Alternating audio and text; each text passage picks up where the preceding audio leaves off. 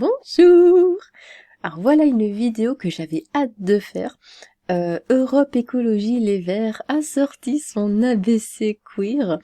Tout ce que vous avez toujours eu besoin, hein, attention, de savoir sans oser le demander, puisque maintenant c'est un besoin.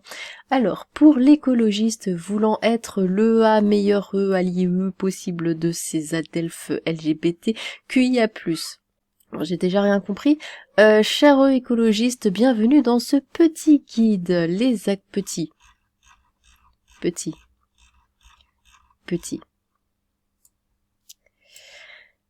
Les acronymes et le vocabulaire de nos luttes LGBTQIA+, sont souvent assez peu lisibles des militantes, mais il n'y a pas que ça qui est peu lisible, hein, et cadres qui ne sont pas concernés ES, ou n'y ont pas été formés S. Les droits des minorités textuelles en particulier et la lutte contre les discriminations en général font pourtant partie intégrante des valeurs et principes fondamentaux de notre gouvernement. Les écologistes ont toujours porté les questions de lutte contre les discriminations comme principe fondateur de l'écologie politique. Droits des personnes exilées, citoyenneté de résidence, antiracisme, antivalidisme, antitextisme et évidemment la lutte contre les discriminations sur le fondement de l'orientation textuelle ou de l'identité de genre. Protéger les plus exposés d'entre nous aux dominations et aux discriminations, c'est penser des politiques publiques pour tous partout. L'égalité fait partie de notre devise républicaine, mais elle fait surtout partie de notre ADN en tant qu'écologiste. Quoi ? L'injustice face à des droits inégalitaires nous est insupportable, de même que la violation des droits fondamentaux. La PMA pour tous, mais qui inclut les personnes trans, le droit, c'est vrai que les personnes trans, du coup en couple, tout ça, n'ont pas le droit à la PMA. Hein. Le droit à une famille, mais seulement pour les personnes mariées quand elles sont LGBTQIA+, les violences, les agressions, le rejet parental, la judiciarisation de parcours des transitions ou l'assignation de genre pour les enfants intertextes par hormonothérapie et chirurgie non consentie, etc. Pour l'écologiste voulant être le meilleur allié possible de ces adelphes LGBT, nous pouvons continuer à re-questionner notre place dans le monde et soutenir les luttes, parce que les droits fondamentaux sont les droits fondamentaux de tous. Parce que les minorités sont des militantes mobilisées, voire à l'initiative sur les autres causes des autres minorités. Parce que c'est souvent vous, les alliés non discriminés, parfois victimes d'autres oppressions, lorsque vous êtes une femme cisgenre, une personne racisée en situation de handicap ou issue des classes populaires, qui avez le pouvoir, dont celui de changer. Petite précision concernant les termes repris dans cet ABC. Ne soyez pas étonnés par la présence des termes médicaux quand on parle de questions LGBTQIAP+. C'est quoi ce P maintenant ? En effet, la communauté s'est construite en tant qu'objet politique autour des questions de discrimination médicale, d'inégalité face au droit à la santé et dans l'accès aux soins, que ce soit sur les dénis de soins ou de mise en place de politiques publiques de santé, VIH, SIDA et dernièrement variole simiesque. On retrouve ces discriminations médicales sur la psychiatrisation des textualités et identités de genre, le classement jusqu'en 1980 comme maladie mentale ou le suivi psy des personnes trans obligatoire jusqu'à il y a peu. Cet ABC queer pourrait être complété d'une histoire de nos luttes. Eh bien, nous sommes partis. Alors, adelphes. Frères, sœurs de la même famille, d'accord. Terme épicène intéressant car il permet au sein de la communauté LGBTQIA+, où des personnes peuvent se définir comme non-binaires, d'inclure tout le monde. C'est un terme couramment utilisé chez les féministes et dans les minorités de genre, d'accord. Allié un ou une, qui n'est pas touché directement par une discrimination donnée, attention croisement des dominations, qui s'entendent pour maintenir un système de privilèges, voire qui fait partie de la catégorie de la population qui bénéficie du système mais qui se forme et porte les combats aux côtés des concernés. Oui, c'est comme ces hommes qui se disent alliés des féministes pour ensuite pouvoir toutes se les taper. Alors, astextuel, un ou une qui ne ressent pas ou peu de désir textuel, chemsec, neutre, fait de combiner la pratique du sexe et l'usage récréatif de drogue. Cette pratique s'est beaucoup développée ces 10 dernières années, n'est-ce pas palmade avec l'arrivée de nouvelles molécules de synthèse et le développement des rencontres textuelles via les applications. Depuis quelques années, elle devient un sujet de préoccupation pour les acteurs et les actrices de santé communautaire en matière de lutte contre les conduites addictives et les surdoses avec un risque de troubles mentaux, voire de mort. Elle interroge également sur le rapport au consentement textuel. Bon, cisgenre ou cis, ça on le sait, épicène, qui permet de genrer de façon neutre, se dit des prénoms mixtes, des termes de population non genrés, les élèves versus les lycéens ou lycéennes, et collégiens-collégiennes, les collègues, etc. Attention, il existe une manière binaire de pratiquer l'épicène qui n'est de fait pas pleinement inclusive. D'accord, des femmes trans, donc ça ce sont des hommes qui se prennent pour des femmes, fierté, on parle de fierté par opposition à la honte. Sans déconner. Et aux stigmates trop longtemps imposés par la société aux personnes LGBTQIA+. Il ne s'agit pas de laisser entendre que les personnes LGBTQIA+, seraient meilleures que les autres, argument très souvent utilisé par les opposantes, mais que les personnes LGBTQIA+, ont besoin de beaucoup s'affirmer pour sortir, non mais c'est beaucoup trop même, en ce moment, pour sortir de la stigmatisation qu'elles ont d'ailleurs souvent elles-mêmes intériorisée. Bon. Le genre, donc ça on sait. Homme trans, donc ça c'est une femme qui se prend pour un homme. Qu'est-ce que c'est que ça? Indétectable ou égale intransmissible, ou U égale U en anglais. Formule synthétique signifiant que les personnes vivant avec le VIH ayant une charge virale indétectable, c'est-à-dire très basse, ne transmettent pas le virus à leur partenaire textuel, y compris au cours de rapports non protégés. Ah bon, vraiment? Intertexte. Personne dont le texte à la naissance n'est pas déterminé est déterminable, d'accord. Donc 1,7% des naissances en France. Très bien. Intersectionnalité, outil permettant d'identifier l'intersectionnalité spécifique subie par une personne victime d'au moins 2 motifs de discrimination différents. Les deux s'additionnent mais forment également un cumul de vulnérabilité.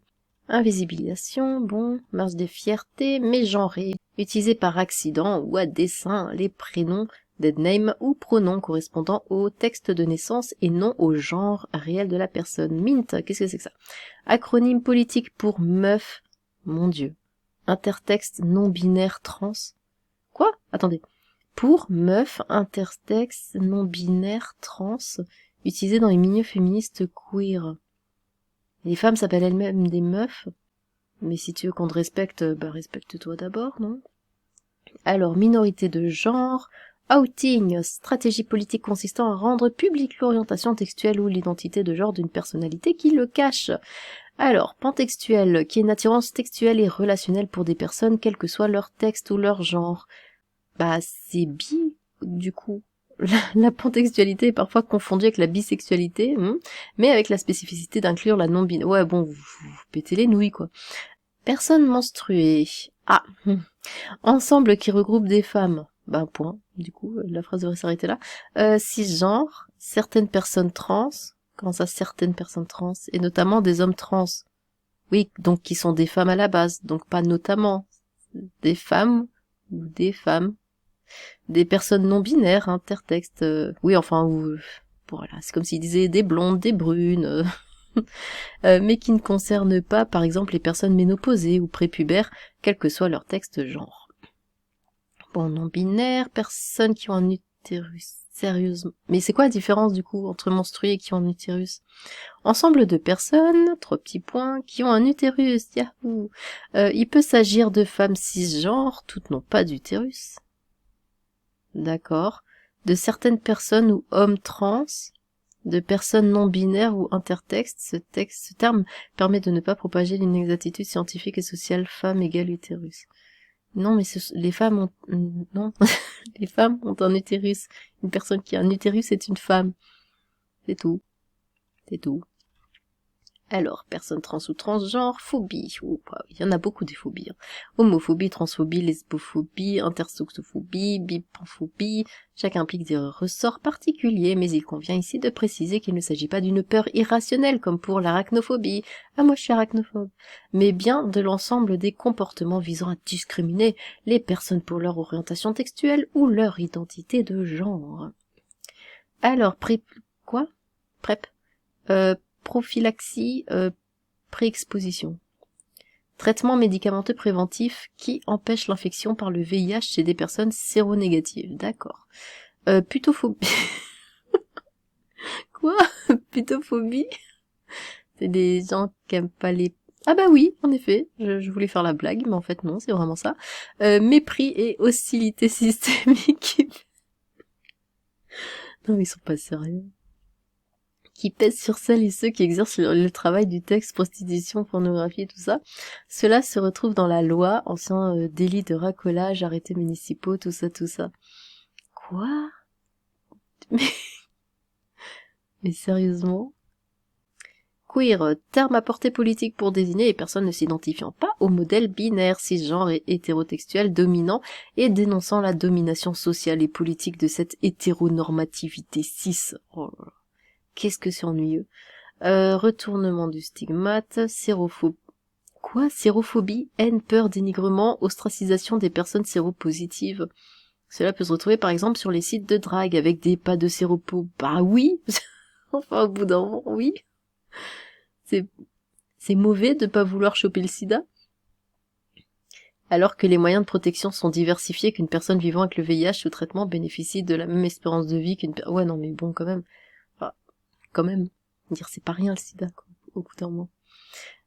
Texte shadow banning. Alors, shadow banning. Dans une communauté en ligne, le blocage total ou partiel d'une utilisatrice ou de sa production à l'insu de celui-ci. La pratique est particulièrement courante pour les personnes concernées qui utilisent les insultes LGBTQIA+ phobes par retournement du stigmate ou bien encore les TDS.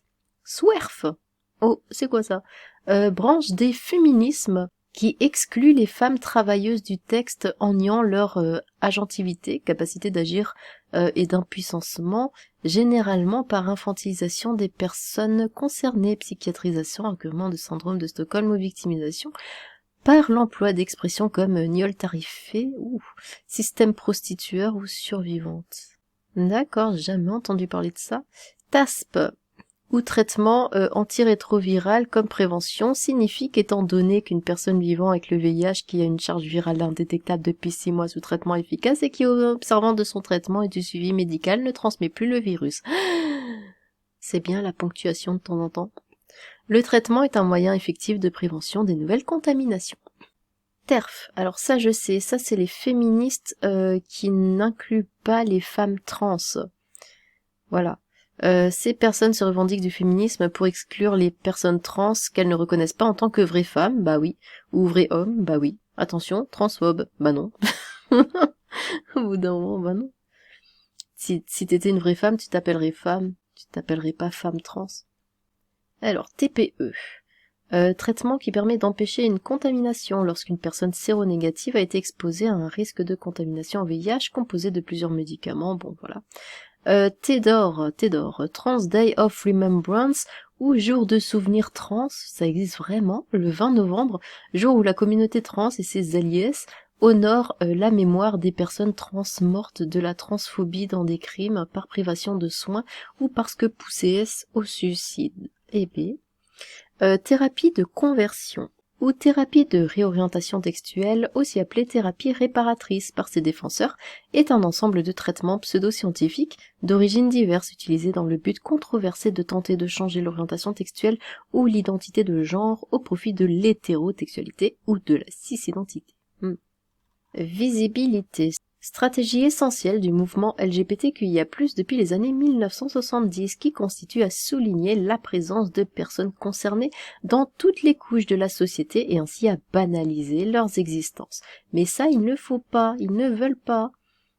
Les personnes LGBTQIA+, machin, elles disent qu'elles se battent pour être vues comme des personnes normales, dans la société, voilà, de banaliser leur existence, comme ils disent. Mais le problème, c'est que quand leur existence devient banale, eh bien, ça ne leur convient plus. Et il faut trouver d'autres choses pour sortir du lot. Il faut se sentir absolument autrement, il faut se sentir absolument différent. Parce que, pas tous, évidemment, mais beaucoup, justement, ne veulent pas être banals. C'est pour ça qu'ils font partie de ce mouvement. Alors, pour l'écologiste voulant être l'AE meilleur allié possible de ces adelphes LGBTQIA+, de bons usages des prénoms et pronoms. Si une personne trans non-binaire vous demande d'utiliser, par exemple, un prénom et des pronoms féminins pour vous adresser à elle, faites-le. Même si pour vous cette personne a l'air d'un garçon, pas besoin de transition médicale pour respecter l'identité des gens. Petit florilège transphobe qui doit vous mettre la puce à l'oreille. La fabrique de l'enfant transgenre, tout ce qui est produit par le mouvement Terre Photo qualifié de féméliste, l'Observatoire de la Petite Sirène et Hippomonie. Qu'est-ce que c'est que ces trucs? Merci pour votre lecture attentive et votre soutien. N'hésitez surtout pas à vous référer régulièrement aux bons termes à vérifier auprès des personnes LGBTQIA+, du bon usage des formules. Vous pouvez maintenant briller dans les salons. Les marches de fierté vous impressionnerez par vos connaissances pointues. Alors ça, je n'en suis pas si sûre. Mais encore une fois, c'est le monde entier qui doit se plier à une minorité. Bref, eh bien, dites-moi ce que vous avez pensé de ce petit ABC queer. Heureusement qu'ils sont là pour nous dire ce qu'est une personne qui a un utérus et une personne menstruée, parce que ce n'est pas du tout la même chose, attention, hein. Eh bien, j'ai hâte de vous lire. Sur ce, tchou!